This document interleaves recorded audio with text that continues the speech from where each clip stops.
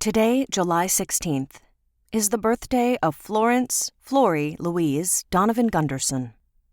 She would be 80, but died in 2011 at a Carson City IHOP.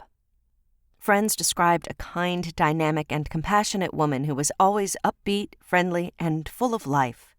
She enjoyed cooking treats and knitting gifts for friends and loved ones, loved good conversation, and just loved people. Florrie was taken from her disabled husband, 2 daughters, and 4 grandchildren. Born in Boston, Florrie grew up spending summers with extended family on Old Cape Cod.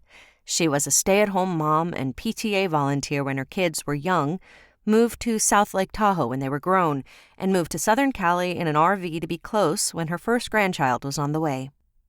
Florrie loved being a grandma and put family first. She enjoyed skiing, exploring, sledding, and baking with her grands. Her obituary described her as the best grandmother a child could ever imagine. She spent countless hours playing with them, telling stories, hosting sleepovers, and teaching them to enjoy life. A close friend who lost her husband a few years before described Florrie as the most vivacious woman I'd ever met and credited her with helping her recover from her husband's death. Her South Lake Tahoe friends basked in the love, laughter, and light that she brought to her circle. Another family friend, who was recently the recipient of knitted winter caps for herself and her sons, remembered the gesture fondly, saying, "It was just a grandma thing to do. That's her." Florrie and her husband traveled across the country in their RV, including trips to Yellowstone and Alaska.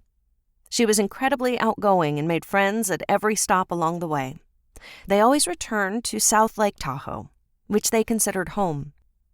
They were eating breakfast together at the IHOP in Carson City when the shooting began. Florrie was fatally shot, and her husband was injured and hospitalized. The shooter had a long history of mental troubles, including being committed for inpatient care. Yet he obtained a MAC-90, illegally converted it to a fully automatic rifle, killed 4 and injured 7. An armed neighboring business owner attempted to fire back, but the gunfire was so rapid that he could not even return fire. Ultimately, the shooter killed himself when police arrived.